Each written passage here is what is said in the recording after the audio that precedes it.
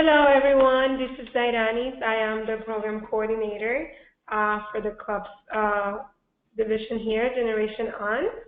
Hi, I'm Roella. I am the Senior Manager of the Clubs program. Thank you for joining us today. Yes, definitely, and welcome to our webinar, Identifying Community Assets and Needs. And just for the few of you that might be new to the webinar series, this is a webinar series developed based on your feedback that we receive in an annual survey, and it's basically a set of tools and resources facilitators to help them to enable meaningful service project experiences for the club members. So we really hope these resources and tools that we will be sharing with you today are of help for you and your club members once you start working in the community or if you're already working with the community. So let's just do a brief overview of the different of the information that we will be sharing with you today. So basically, as we usually do, we're going to have a participant survey just to have a brief overview of who's joining us today. Then we're going to segue into the topic, and we're going to talk about what is an asset. We're going to dive in what is identifying an asset. Then we're going to talk about community mapping activity, and then we're going to talk about utilizing community partnerships. So as you see, we have a very interesting and full of information webinar for you today. So on the chat box, please answer where you're from, city and state, and if you, since this is our first webinar since 2016, this is our first 2017 webinar, please, if you can share with us any New Year's resolution that you might have for 2017. Roella, what's yours? So my personal New Year's resolution is to pack my lunch every single day that I come to work. New York makes it really, really easy to leave my lunch at home and just spend more money during my lunch break. Also, my service-related New Year's resolution is to start running with Achilles. They're a group of visually impaired runners who run around Central Park, and as a volunteer, I would guide them through their workouts. So those are mine. I would love to hear what everyone else is trying to do. Again, just please give us where you're from, your city and state, and your resolution in the chat box. Zairanis, what's your New Year's resolution? So for my New Year's resolution, I'm trying to be more financially responsible. Yeah, sometimes we get carried on expenses, and we need to be more conservative with our finance. So I'm working on that. Okay. All right. And still love to hear what anyone has to say. Feel free to continue to enter them in the chat box. Otherwise, we'll just keep going forward with our webinar. Great. So let's just start by defining why it's important to identifying your community assets and needs. And what we are saying is that by knowing your community assets is the first step toward organizing your youth to work with community organizations and partners to take a proactive role in improving where they live. And it's very important to emphasize the first step, because usually when we start working with the community, we think what we're lacking on instead of like what we already have. So by identifying your assets as the first step, and also it's going to help you to have a better understanding what are the community needs. As you can see on the slide, we said that by knowing your assets, you will understand the community history and the demographic, the group that you will be working with, what kind of a strength you have within that group, historical knowledge of the community. Also, get to know about the assets that already exist, as I mentioned it before. Sometimes we go out of our ways in terms of looking for how to help the community when there's already things happening, there's already resources and tools that the community can provide for us. And by doing this, you will be able to identify the challenges that is faced by the community members, such as maybe education opportunities, the lack of opportunities in education, the unemployment rate, access to food, pollution, and that will give you a more broader overview of what is of the space that you'll be working with. Also, by identifying the assets and the needs, that will set a foundation for your community improvement. Because another observation is that sometimes through this process, you learn that there are not external resources like grants or state money for the community. So all the resources that you need to change the community have to come from the members. So that will help you to have a better understanding of your demographic and what kind of resources they need and if they don't have any resources. Also, when you put the effort of understanding their assets and their need, it will strengthen the community because people are involved and usually they are more positive to work with you in a particular project. And that will lead to a sustainable service project because once the club is no longer working with the community, someone else in the community can continue to work and provide the service to the community. So, and overall, by identifying the assets in the community and their needs, you're creating a more sustainable service project for your community. Great. So let's go over what we consider an asset. And again, we are focused on assets because you want to figure out what's available in your community. So you're working, what do you have to work with? So assets can be, we think, three different things. They can be people. These are people in your community, parents, aunts, uncles of your youth and students. They can be skilled members of your neighborhood. They can be people who are active in business and nonprofits. They can be people with different types of knowledge. It can be educators. It can be librarians. It can be doctors who can share their knowledge about health and nutrition and things like that. People definitely have time to give as an asset. Sometimes people overlook folks who are retired or stay-at-home parents.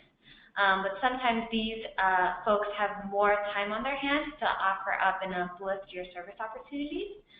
Additionally, people are great resources to be the connectors. So they're the ones who, if you don't know someone, maybe someone knows someone who knows someone that can connect you and really help you get your service project off the ground.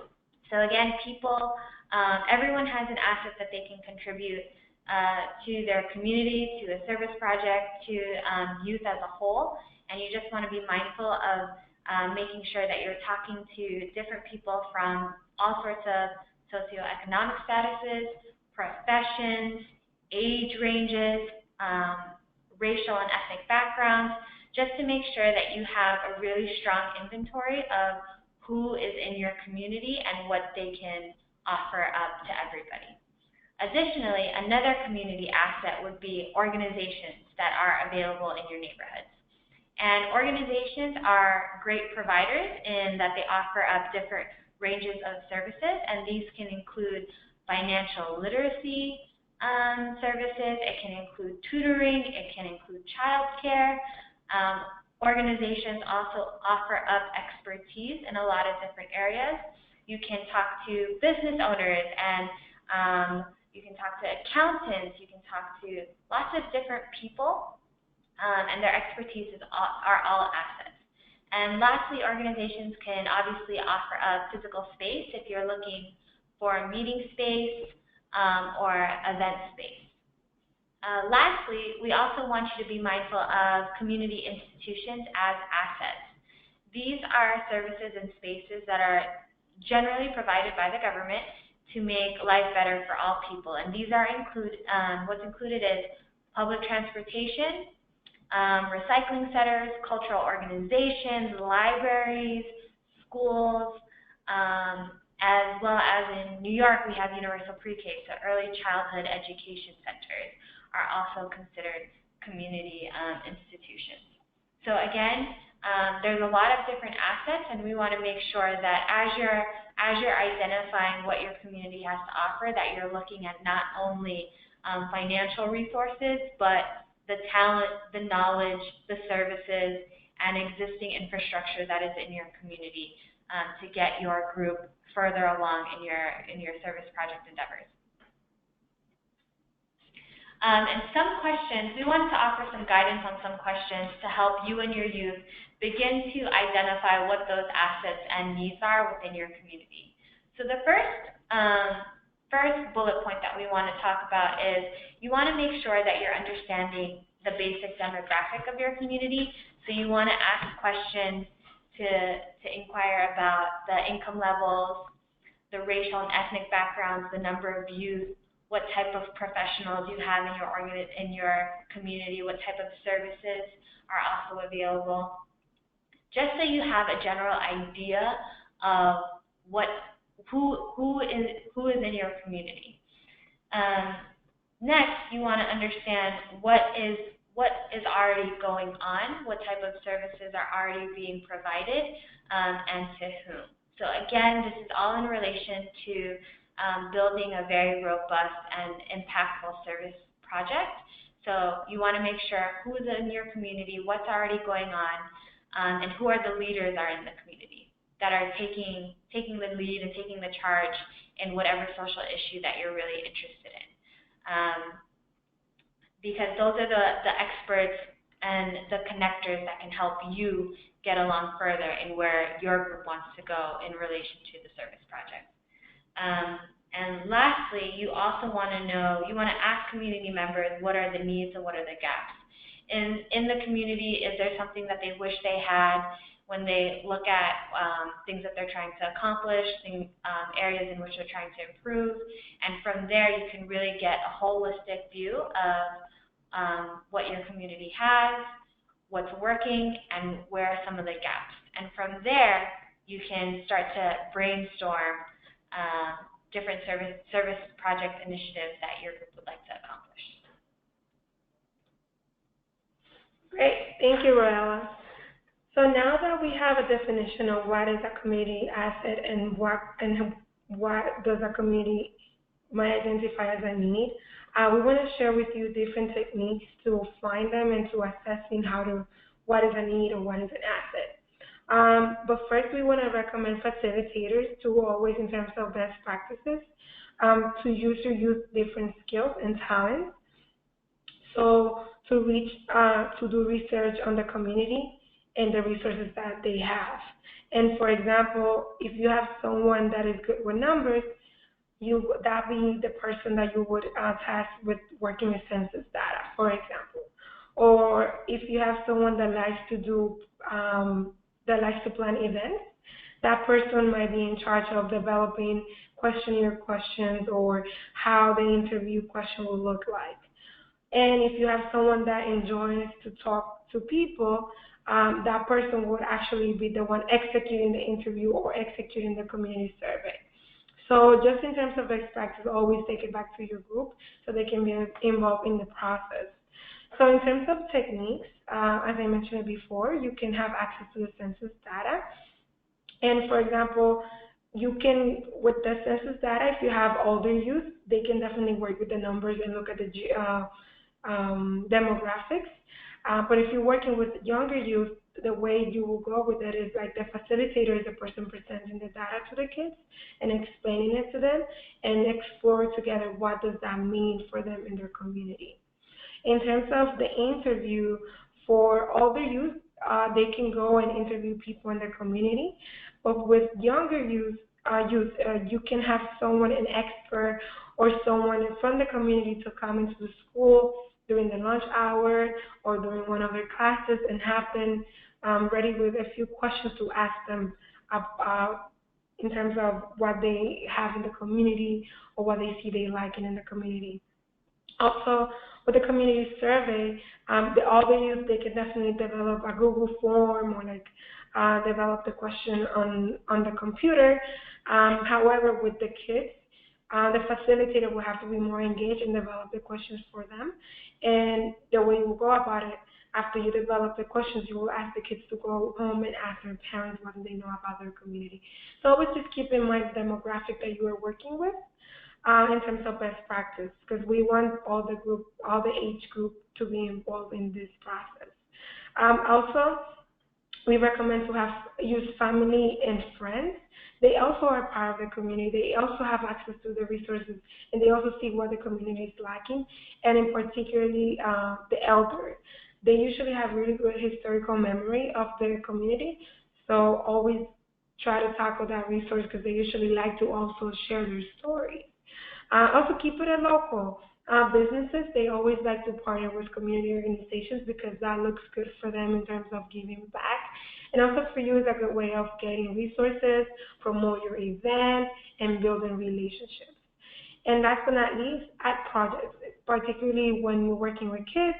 You can use them in terms of creating a collage in which they can express themselves on what does the community look like or what kind of resources they have. So definitely, these are a few techniques that we wanted to share with you in terms of best practices, practices on how to identify community needs and assets. So now that we have an idea of what is a community need and asset and also different techniques or how to identify them, we want to share with you a brief example of one of our clubs. And the club is from New York. It is the PS160Q Kids Care Club from Queens. In their case, they decided to educate the community on fire safety following the tragic fire-related death of a family member of one of the persons in the community. The club partnered with the local fire department, and they hosted two fire safety workshops, and one for elementary school children, and the other one was for parents and community members. During the workshop, the fire department went in depth with the parents and community members on how many detectors a home need and the location in which they should be strategically placed. As part of the workshops, participants were given a smoke and carbon monoxide detectors for free. As you can see, this is a great example of how a group can definitely identify the need of a community. In this case, with fire safety education, and it was sparked by a close related event. Also, the community asset, they were able to identify the local fire department, and the community service was a two free fire safety workshops and the donation of a smoke and carbon monoxide detector. So this is a brief example of how you can incorporate your different resources and also how you can connect it to your community needs. Great, thank you. All right, so now we're going to get into the actual community mapping part of the webinar. So when making a community map, again, you want to utilize all the techniques that Dironis had mentioned, looking at the census data, figuring out what are the different age groups in your community, the different racial backgrounds, income levels of everyone. You also want to utilize the interviewing and the community survey to figure out, what services and organizations and businesses are in your neighborhood, as well as The art project. utilizing interviewing with business members and family and friends to make this community map, which can be an art project for your kids or like an actual map.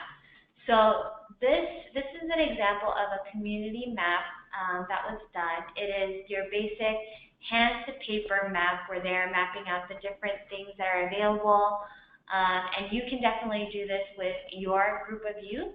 For younger youth, we definitely recommend that you assign them one square block around either their home or school and asking parents to help along to figure out what resources, tools, talents are available in that area in their one small block. Have them bring it all together and then create a larger map with your group as a whole. That's one way that you can modify this activity for younger children. And then for older children, you can definitely use digital mapping tools such as Google Maps to create this map, to figure out what, again, are the assets in your community to help you get your service project done. And then we wanted to share with you a GOLEAD activity to help you break down a social issue and again utilize the community mapping tool to figure out how to alleviate those problems. So GOLEAD, for those of you who don't know, is our Youth Leadership Institute. It is generally a 2-day boot camp that helps facilitate the service learning process to adults so that they can go back and work with their youth to not only go through the learn, act, reflect model of service that we've covered over past webinars, but really dig deep into investigating social issues and things like that. So this is just a sneak peek of something that's offered in GOLEAD, but we thought it was very appropriate to share with all of you today. So that's why we're going to go through it briefly with you. So for this activity, you have a tree. And again, this is a really great visual tool for not only young people involved in service, but also high schoolers. So on this tree, you're going to identify the social issue that kids really care about, and that'll be in your trunk.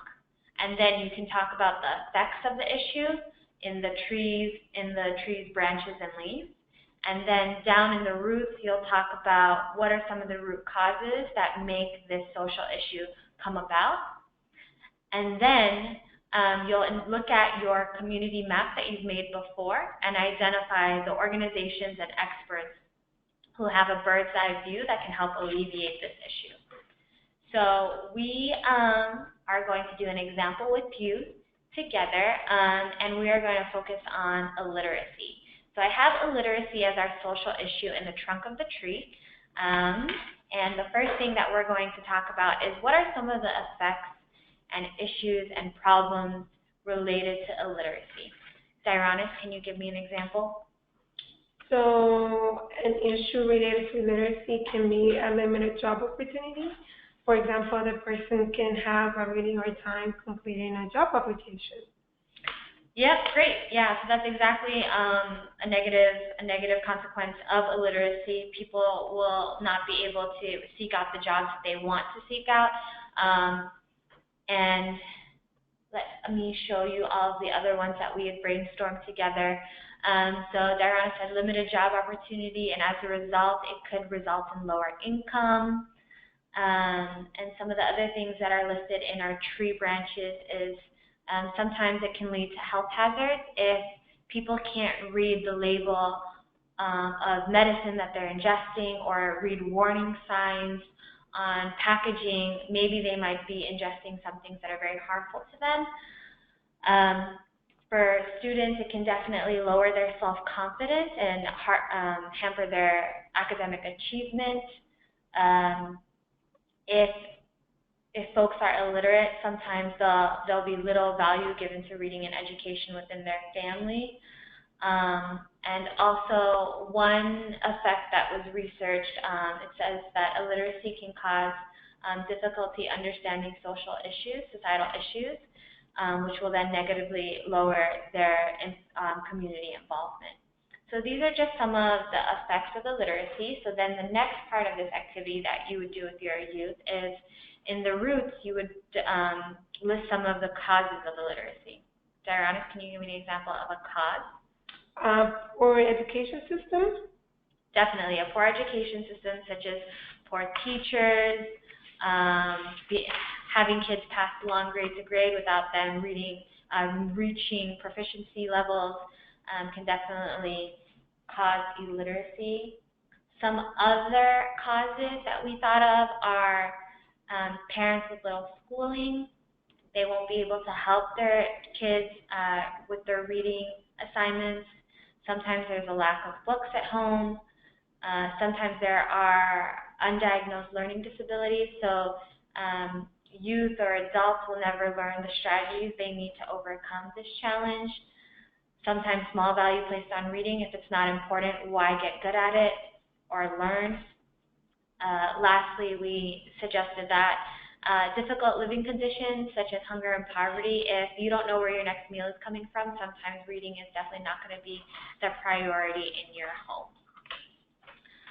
So again, this GOLEAD activity is great because it breaks down the social issues for your youth in a really wonderful visual way But then again, we're going to tie in our community mapping activity, and we're going to talk about who in the community map could be the experts in the organization or the organizations and the partners that have a bird's eye view over the issue and can help us brainstorm or further understand the social issues. So for illiteracy, the people with the bird's eye view are the educators, the reading specialists at schools.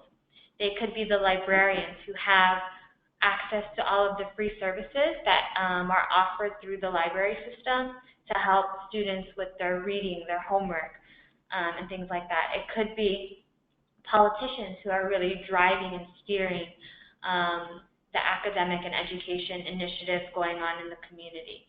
It could be the nonprofits who already have a handle on the push-ins that they're doing at the schools to really help literacy improve in the education system.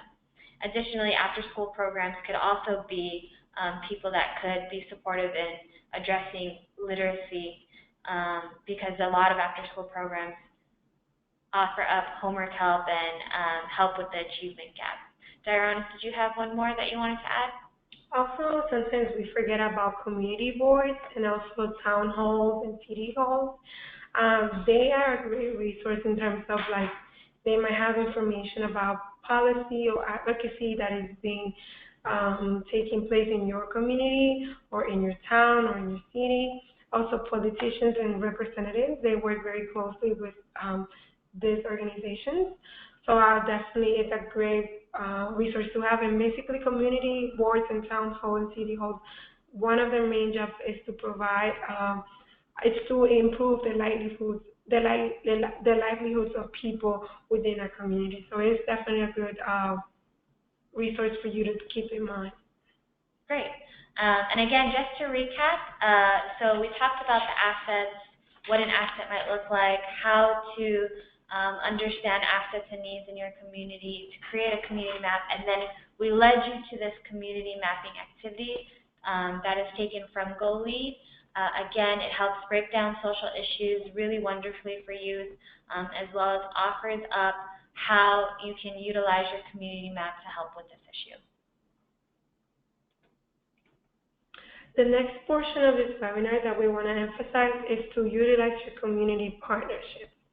And the way that this works is it will help you to identify gaps in knowledge. Again, I mentioned city halls, community boards. These are people with a lot of information in terms of what's happening in your community, in your town, in your city. So they will definitely be able to help you. Also reach out to experts to understand the social issue further. They are community activists, community advocates, also community institutions working in the case of the social issue that we share with you today, illiteracy. What is it that they're doing in terms of policy, in terms of programming that can help your club to even bring in more cohesive service opportunities for the community. Work with familiar people that have similar goals and mission, including larger institutions, enterprises, and organizations.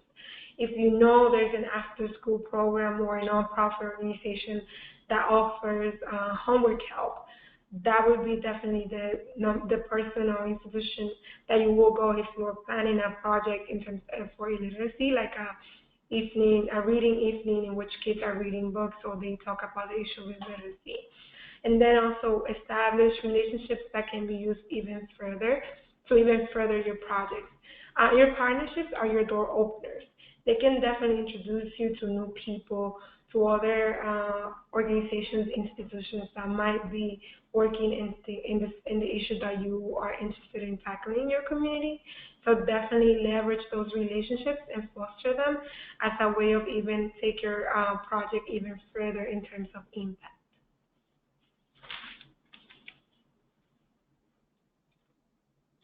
So far, as Rella mentioned, we covered what is a community need, what is a community asset. We went over the mapping activity. Also, we touched base on the, how to foster partnerships with people in the community.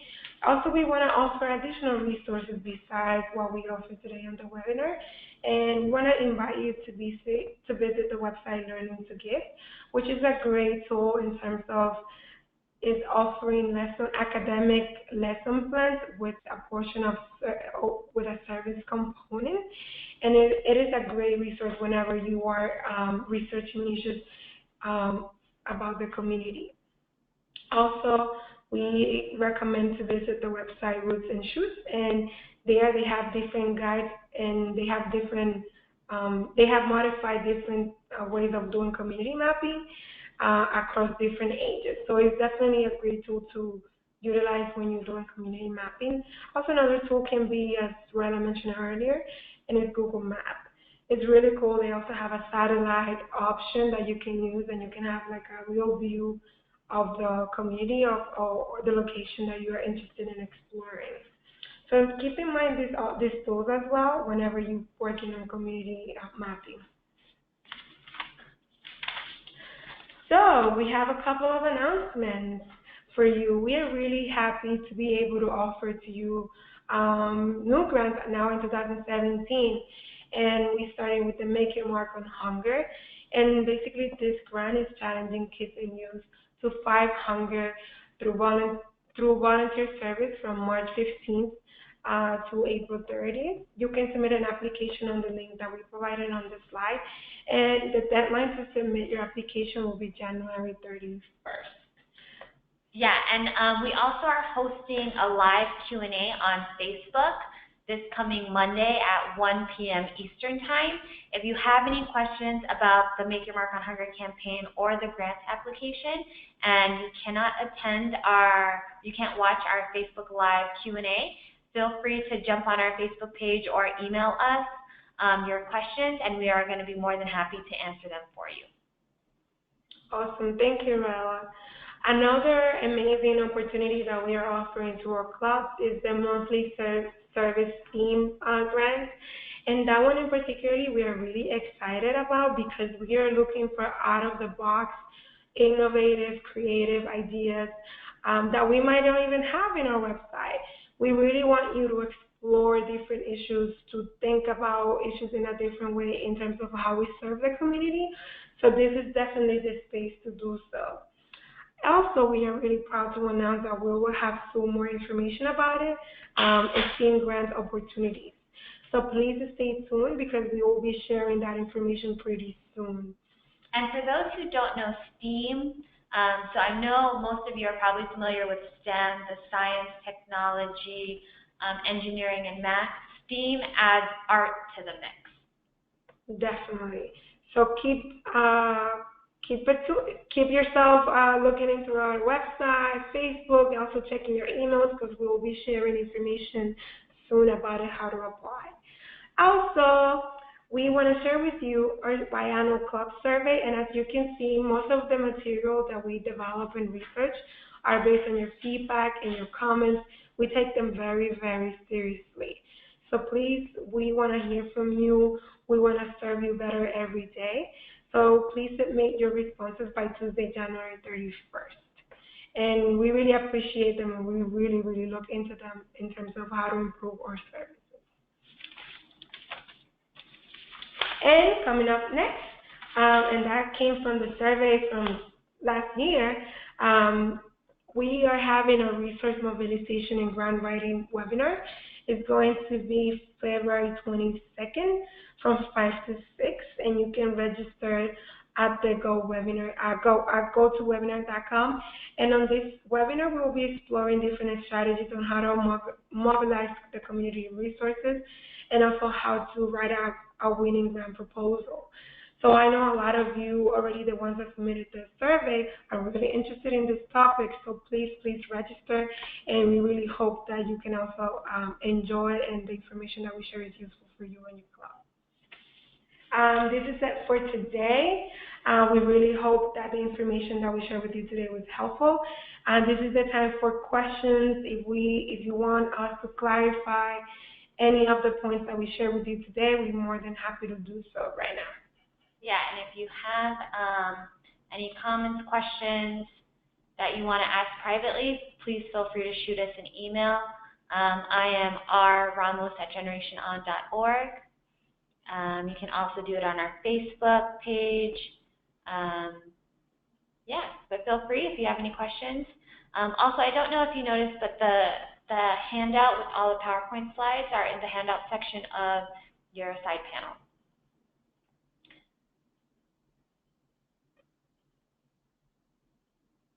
No questions? No questions? You open the chat box? The one that opens up on the All right, Desiree said thank you. No problem. We are happy to help. I hope it was helpful for everyone. Anybody else? Thank you, Christy, for attending.